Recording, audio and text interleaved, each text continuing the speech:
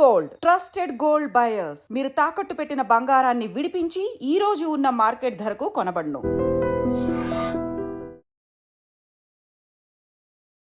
Hi hello నమస్తే, welcome back to iDream media. ఈరోజు మనతో ఉన్నారు సర్టిఫైడ్ ఫైనాన్షియల్ ప్లానర్ అయిన మాధవి రెడ్డి గారు. ముఖ్యంగా సాలరీడ్ పర్సన్స్ ఎవరైతే ఉంటూ ఉంటారో వాళ్ళందరూ కూడా ఎస్ఐపి ఎంత చేయాలి, ఎలా చేయాలి అనే ఒక ప్యాటర్న్ తెలియకుండా ఉన్నారనమాట. సో వాళ్ళందరి కోసం కూడా ఈరోజు ఈ ఎపిసోడ్. ముఖ్యంగా మీరు ఎక్స్పెక్ట్ చేసే రిటర్న్ ఆఫ్ పర్సంటేజ్ ఉంటూ ఉంటాయి కదా, ఇంత పర్సంటేజ్ వస్తే మాకు బెటర్ ఉంటుంది, ఇలా ప్లాన్ చేసుకోవచ్చు అని చెప్పేసి. సో అలా ప్లాన్ చేసుకోవాలి అనుకునే వాళ్ళందరి కోసం కూడా ఈ ఎపిసోడ్ పూర్తిగా చూడండి. Hi ma'am. హలో అండి. Ma'am, two things. జనరల్గా ఫస్ట్ ఇన్వెస్ట్ చేయడం, తర్వాత ఇన్వెస్ట్మెంట్ చేసింది ఎక్కడెక్కడ చేయాలి, ఎలా చేయాలి అనేది. సో జనరల్గా ఎంత శాలరీ వచ్చేవాళ్ళు ఎస్ఐపి ఎంత చేయాలి, ఎలా చేయాలి చెప్తారు? అవును. సో చాలామంది మేము చూస్తున్నది ఏంటంటే, ఈ శాలరీ ఎంత పెరిగినా అంటే ఆయనకు 1 lakh శాలరీ వచ్చినా ఇంకా 10,000 పెడుతూ ఉంటారు. స్టెప్ అప్ చేయరు, ఇంక్రీజ్ చేయరు. అంటే వాళ్ళకి తెలియదు అనమాట. అంటే మన శాలరీ ఇంత ఉంటే మినిమం ఇంత పెట్టాలి అనేది కానీ మనం చెప్పేసాం అనుకోండి. సో ఇప్పుడు ఈ ప్రోగ్రామ్ చూస్తున్న వాళ్ళందరూ కూడా వాళ్ళ శాలరీని క్యాలిక్యులేట్ చేసుకొని మనం చెప్పిన అమౌంట్ ఎస్ఐపి చేస్తున్నామా లేదా, చేయకపోతే ఇంకొంచెం స్టెప్అప్ చేసుకోవడం అనేది అలవాటు చేసుకుంటారండి, అట్లీస్ట్ ఈ ఫైనాన్షియల్ ఇయర్లోనైనా.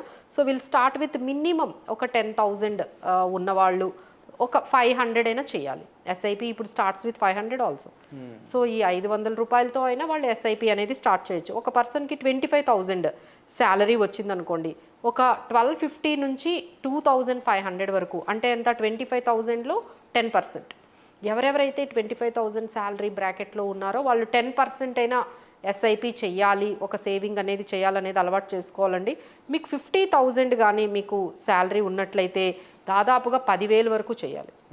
సో మీకైతే ఎవరైతే 50,000 శాలరీ బ్రాకెట్లో ప్లస్ ఆర్ మైనస్ ఉన్నారో వాళ్ళందరూ కూడా 50,000 ఉంటే 10,000 వరకు వాళ్ళు ఎస్ఐపి చేయాలి. మీ శాలరీ 1 lakh ఉంది అంటే కనీసం 25,000 చేయాలి ఎస్ఐపి. కానీ ఇక్కడ మేము చూస్తున్నది ఏంటంటే, వాళ్ళ 50,000 ఉన్న 1,75,000 ఈ బ్రాకెట్లో వాళ్ళు కూడా ఇప్పటికీ 10,000 చేస్తున్నారు.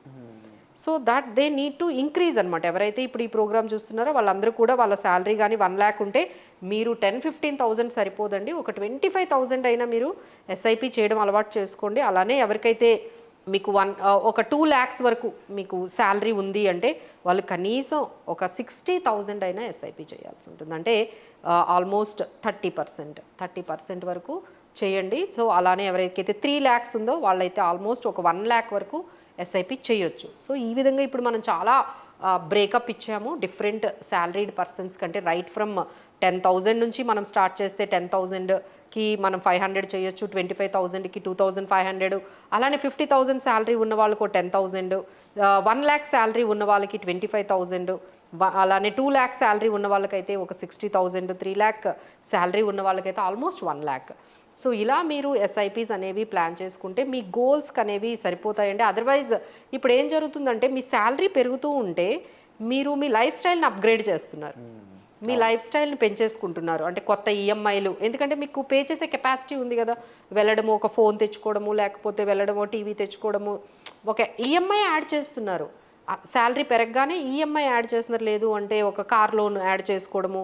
ఇలా ఈఎంఐస్ అనేవి ఎంతవరకు యాడ్ చేసుకోవచ్చు అంటే ఫస్ట్ ఒకసారి మీరే ఆలోచించుకోండి. అంటే ఆ ఈఎంఐ అనేది మీరు అది కానీ లేకపోతే, అంటే మన దగ్గర మనీ ఉంటే కొనుక్కోవడం బెటర్ అండి. మనం ఎప్పుడైతే ఈఎంఐ ద్వారా మీరు ఏదైనా స్పెండ్ చేశారంటే అది మీ లైఫ్కి ఎంత అవసరం, అది లేకపోతే బ్రతకలేరా, అది లేకపోతే మీ పని ఆగిపోతుందా, అది ఆగిపోతే మీ డే టు డే లైఫ్ ఆగిపోతుందా, అయితే డెఫినెట్లీ మీరు ఈఎంఐ తీసుకోండి. అలా కాదు, అది ఆగిపోతే, అది కానీ లేకపోతే, అది స్పెండ్ చేయకపోతే మన లైఫ్ ఆగిపోదు, మన వర్క్ ఆగిపోదు అంటే మీరు డబ్బులు సంపాదించి కొనుక్కోవడం మంచిదండి. నిత్యావసర వస్తువులు కాకపోతే వద్దంట. అంతే. మీకు ఇంకా అది లేకపోతే లైఫ్ ముందుకి లీడ్ అవ్వదు అంటేనే ఇప్పుడు మీరు ఆ ఈఎంఐ ద్వారా మీరు ఏదో ఒకటి తీసుకోవాల్సి వస్తుంది. But when you are without that మీ లైఫ్ లీడ్ అవుతుంది. క్యాజువల్గానే చాలామంది ఇప్పుడు ఈఎంఐస్ తీసేసుకుంటున్నారు. అంటే ఒకటి కాదండి, సెవెరల్ ఈఎంఐస్ ఉంటున్నాయి, పెరిగిపోతున్నాయి. ఒక్కొక్కరి దగ్గర 3-4 ఈఎంఐలు ఉన్నాయి. వాళ్ళు ఏంటంటే ఫస్ట్ 5,000, 6,000 అనే స్టార్ట్ చేస్తారు, కానీ అక్కడతో ఆగుతున్నారా, నెక్స్ట్ ఇంకొక ఈఎంఐ అలా యాడ్ చేసుకుంటే అవునండి. అంతే 4-5 ఈఎంఐలు ఏం కాకుండా పే చేసేస్తున్నారు, ఒకటి అవ్వగానే ఒకటి. అంతేగాని ఇప్పుడు మనం ఏదైతే ఈ ఎస్ఐపీస్ చెప్పామో ఆ శాలరీ ప్రకారం వాళ్ళు కానీ ప్లాన్ చేసుకున్నట్లయితే కొంచెం ఈ ఈఎంఐస్ మీద కొంచెం కాన్సన్ట్రేషన్ తగ్గించి ఇక ఎస్ఐపిస్ అనేవి ఇంక్రీజ్ చేసుకోవడం దాని మీద మీరు పెట్టుకుంటే బాగుంటుంది. ఎందుకంటే బయట సిచ్యువేషన్స్ ఏవి కరెక్ట్గా లేవండి. మేము చాలామందిని చూస్తున్నాము, చాలామంది చెప్తున్నారు వాళ్ళకి జాబ్ లాసెస్ అవుతున్నాయని, జాబ్స్ నుంచి తీసేస్తున్నారని. ఎస్పెషల్లీ ఐటీ కంపెనీస్ బయట రెసిషన్ కూడా అంటున్నారు, కొంచెం స్లో డౌన్ అంటున్నారు, బిజినెసెస్ కూడా డల్ అవుతుంది అంటున్నారు, మీకు శాలరీ కూడా ఇంక్రిమెంట్లు అనేవి కనిపించడం లేదు. సో ఇలాంటి టైంలో మనకి ఎంత అమౌంట్ వచ్చినా చాలా వాల్యుబుల్గా అనుకోండి. Don't spend unnecessarily and increase your SIPs and decrease your EMIs. Very true ma'am, మీరు చెప్పిన దాంట్లో చాలా మందికి ఇన్వెస్ట్మెంట్ కంటే కూడా ఖర్చు మీదకే వెళ్తూ ఉందండి.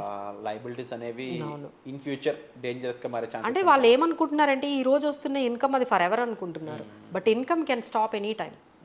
సడన్గా ఇన్కమ్ ఆగిపోవచ్చు కదండి. ఇప్పుడు చాలామంది ఐటీలో మనం చూస్తున్నాం 2 months తర్వాత మీరు జాబ్కి రావద్దు, ఈ లాస్ట్ 2 months మీ శాలరీ అంటున్నారు. మరి మీ 3rd month నుంచి ఎలా సర్వైవ్ అవుతారు? ఈఎంఐలు ఎలా పే చేస్తారు? So every time you have to think like that. ఏదైతే మీకు ఇన్కమ్ వస్తుందో అది ఫర్ ఎవర్ రాకపోవచ్చు, అది ఆగిపోయినా సరే మన లైఫ్ ఆగిపోదు. కాబట్టి మనం ఎంత ఈఎంఐస్ తక్కువ ఉంటే ఒకవేళ మీకు ఒక 2-3 months శాలరీ అడ్జస్ట్మెంట్ అవ్వకపోయినా మీరు ఈజీగా గెట్ ఆన్ అయిపోతారు. ఎందుకంటే మీకు అంత ఈఎంఐస్ ఉండవు కదా. బట్ ఈఎంఐస్ బర్డన్ పెంచుకుంటూ వెళ్ళారనుకోండి, సో ఇలాంటి షాక్స్ వచ్చినప్పుడు అసలు లైఫ్ విల్ బికమ్. ఈ ఎస్ఐపి అనేది ఎలాంటి ఫండ్స్ లో లేకపోతే ఎలాంటి జానర్ లో ఇన్వెస్ట్ చేయడం ద్వారా ఎంత ఎర్న్ చేయొచ్చు అంటే ఎంత ఎక్స్పెక్ట్ చేయొచ్చు అట్లీస్ట్? అవునండి, అవును. సో చాలా మందికి ఇందులో డిఫరెంట్ అంటే స్కీమ్స్ ఉంటాయని చాలా మందికి తెలియదు. అంటే large caps, mid caps, small caps, వాటితో పాటు మనకి ఏంటంటే liquid funds, short term funds, guilt funds అవి కూడా ఉంటాయి. అంటే మన షార్ట్ టర్మ్ నీడ్స్కి, మనకి ఎమర్జెన్సీస్కి కావాలి అనుకుంటే మనం ఏం చేస్తాము, ఎక్కువగా సేవింగ్స్ అకౌంట్లో వదిలేస్తాం. ఒక 20,000 లేకపోతే ఒక 1,00,000 రూపాయలు అలా సేవింగ్స్ అకౌంట్లో వదిలేస్తారండి. బట్ అది కూడా మీరు లిక్విడ్ ఫండ్స్లో పెట్టుకుంటే సేవింగ్స్ అకౌంట్లో మీకు ఎంత వస్తుంది? ఇప్పుడు మళ్ళీ కొత్తగా ఇంట్రెస్ట్ రేట్స్ అన్నీ తగ్గించేశారు. ఎఫ్డీస్ మీద తగ్గించారు, సేవింగ్స్ అకౌంట్స్ మీద వచ్చే ఇంట్రెస్ట్లు కూడా తగ్గించేశారు. అదంతా మీరు గమనించండి. ఎందుకంటే ఆర్బీఐ రెపో రేట్స్ తగ్గించింది. సో మీ అందరికీ కూడా ఎఫ్డీస్ మీద, సేవింగ్స్ మీద ఇంట్రెస్ట్ రేట్స్ తగ్గించేశారు. మీకు అప్పట్లో వచ్చినంత రిటర్న్ అయితే రావట్లేదు. సో మీరు ఎలాంటప్పుడు ఏం చేయాలి అంటే మీరు లిక్విడ్ మనకి స్కీమ్స్ ఉంటాయండి, లిక్విడ్ స్కీమ్స్లో పెట్టుకోండి. మీకు 6% వరకు వస్తుంది. అదే మీరు అలా సేవింగ్స్ అకౌంట్లో వదిలేశారు అనుకోండి 2% వస్తుంది. That's how you can manage. అలానే మనకి ఒక షార్ట్ టర్మ్ డెట్ ఒక 1 year వరకు మీరు మెయింటైన్ చేయాలి, అమౌంట్ కావాలి అనుకుంటే షార్ట్ టర్మ్ డెట్లో పెడితే మీకు 7% వరకు వస్తుంది. అలానే మీరు గిల్ట్ బాండ్స్, గవర్నమెంట్ బాండ్స్లో పెట్టుకుంటే మీకు 7% వస్తుంది. సో ఇవన్నీ ఏంటంటే ఎవరికైతే బ్యాంకుల్లో పెట్టి వదిలేస్తున్నారో వాళ్ళందరికీ మేము ఇచ్చే ఆప్షన్స్ ఇవ్వండి. అంటే ఎందుకంటే ఇంట్రెస్ట్ రేట్స్ తగ్గించేస్తున్నారు, ఇంకా ఫ్యూచర్లో కూడా ఇంట్రెస్ట్ రేట్స్ తగ్గించే అవకాశాలే ఎక్కువ ఉన్నాయి. కాబట్టి మనం కొంచెం అవేర్నెస్ క్రియేట్ చేసుకొని ఓకే బ్యాంక్ సేవింగ్స్ అకౌంట్ కన్నా, బ్యాంక్ ఎఫ్డీ కన్నా మీరు కొంచెం ఈ liquid assets, liquid schemes and short term debt, guilt funds ఇలాంటివన్నీ ఉన్నాయని గమనించండి. లేదు అంటే మమ్మల్ని అడిగినా మేము ఆ విషయంలో మీకు హెల్ప్ చేస్తాము. ఆ తర్వాత నెక్స్ట్ వాళ్ళకి కానీ ఓకే 12%, 15% అంటే 10-13% రిటర్న్స్ కావాలి అంటే కంపల్సరీ ఈక్విటీ ఫండ్స్లోకి రావాలి. అంటే డెట్ నుంచి ఈక్విటీకి రావాలి. బికాజ్ ఇప్పుడు మీ ఎక్స్పెక్టేషన్ పెరిగింది, మీకు ఇప్పుడు 10% నుంచి 13% రిటర్న్ రావాలి అంటే మీరు లార్జ్ క్యాప్ ఫండ్స్ సెలెక్ట్ చేసుకోవచ్చండి. లేదు నాకు 15% రిటర్న్ కావాలి అనుకుంటే మాత్రం మీరు multi cap funds, mid cap ఫండ్స్ని కూడా యాడ్ చేయాలి. యాడ్ చేస్తేనే మీకు ఆ పర్టికులర్ రేట్ ఆఫ్ రిటర్న్ వస్తుంది. ఇక మీరు చాలా అగ్రెసివ్గా మీరు ఎక్స్పెక్ట్ చేస్తున్నారు రిటర్న్స్ మార్కెట్ నుంచి అంటే స్మాల్ క్యాప్ ఫండ్స్లో అయితే మీకు 15-18% ఉంటుంది. సో ఇలా మన రిస్క్ బట్టి, మన రిటర్న్ ఎక్స్పెక్టేషన్స్ బట్టి ఎలాంటి స్కీముల్లోకి వెళ్ళాలి అనేది మనం చెప్పాము. సో ఎవరికైతే ఈ ఎఫ్డీస్, ఈ సేవింగ్స్ అకౌంట్లో ఉన్నారో వాళ్ళందరూ కూడా liquid and gilt and debt స్కీమ్స్లోకి వచ్చేయండి. అలానే 13% ఉన్న వాళ్ళంతా large cap schemes and multi cap schemes and మీరు మిడ్ క్యాప్కి వచ్చేయాలి. ఇంకా వెరీ అగ్రెసివ్గా ఉన్నారు అంటే స్మాల్ క్యాప్ ఫండ్స్లో పెట్టుకోండి. బట్ ఎంత మనం రిస్క్ అంటే రిటర్న్ ఎక్స్పెక్ట్ చేస్తున్నామో రిస్క్ కూడా అంత ఉంటుంది. సో ఇలా కాదు, ఇవన్నీ మాకు కాదు అంటే మీరు డైరెక్ట్గా ఏ ఎక్స్పెరిమెంట్లు చేయొద్దు. చక్కగా మా దగ్గరకు వచ్చి అప్రోచ్ అయినా మేము మీకు పోర్ట్ఫోలియోని బాగా బిల్డ్ చేసి కన్స్ట్రక్ట్ చేసి ఇస్తాము. So that you can continue. ఇప్పుడు ఏమవుతుంది, మీరు ఇష్టం వచ్చినట్టు అంటే మీకు తెలిసినట్టు తెలియకపోయినా ఇన్వెస్ట్మెంట్స్ చేసేస్తున్నారు, ఆ తర్వాత డిస్కంటిన్యూ చేసేస్తున్నారు. ఎస్ఐపీస్ ఇప్పుడు చాలా వరకు డిస్కంటిన్యూ అయిపోతున్నాయండి. ఎందుకంటే వాళ్ళు ఏదో తెలియక స్టార్ట్ చేస్తున్నారు, ఆ తర్వాత వాళ్ళ ఎక్స్పెక్టేషన్స్కి రీచ్ అవ్వట్లేదు. మీ ఎక్స్పెక్టేషన్స్కి మీ రిస్క్కి మేనేజ్ చేసుకోలేక అది డిస్కంటిన్యూ అయిపోతుంది. సో డోంట్ గో ఫర్ డైరెక్ట్గా మీరు వెళ్తే ఇలానే అవుతుందండి. అండ్ వన్ మోర్ అవేర్నెస్ కోసం ఇక్కడ చెప్తున్నాము, ఎవరైతే యాప్స్ ద్వారా, అంటే మాకు రీసెంట్గా ఒక క్లయింట్ ఏం చెప్పారంటే ఆయన ఒక యాప్ ద్వారా మ్యూచువల్ ఫండ్స్ కోసమని క్రియేట్ చేసుకున్నారు. అలానే ఒక డీమ్యాట్ అకౌంట్ కూడా ఓపెన్ చేసి ఏదో సరదాగా 10,000 20,000 స్టాక్స్ పెడదామంటే ఆయన నంబర్ ఏం చేశారంటే ఇమ్మీడియట్గా ఒక టెలిగ్రామ్కి ఒక వాట్సాప్ గ్రూప్కి అటాచ్ చేసేసారు. ఎప్పుడైతే మీరు ఇలా ఓన్గా మీరు ఏ యాప్స్ పెడితే యాప్స్ ఓపెన్ చేస్తారో మీ ఇన్ఫర్మేషన్ అంతా కూడా ఈజీగా అవైలబుల్గా ఉంటుంది. వెంటనే ఆయన వాట్సాప్ గ్రూప్లో యాడ్ చేశారు. యాడ్ చేసిన తర్వాత ఆయన్ని ఒక రకమైన ఈ ట్రేడింగ్లోకి ఐపీఓస్ అని ఏదో స్కామ్లోకి తీసుకొని వచ్చి దాదాపుగా ఆయనకి 30 లక్షలు పోగొట్టారండి. సో ఆయన ఎక్కడ మొదలు పెట్టారు, జస్ట్ ఏదో ఒక ఎస్ఐపి చేద్దాము, ఏదో 2-3 స్టాక్స్ కొనుక్కుందామని స్టార్ట్ చేసింది. He finally ended up with the loss of 40 lakhs.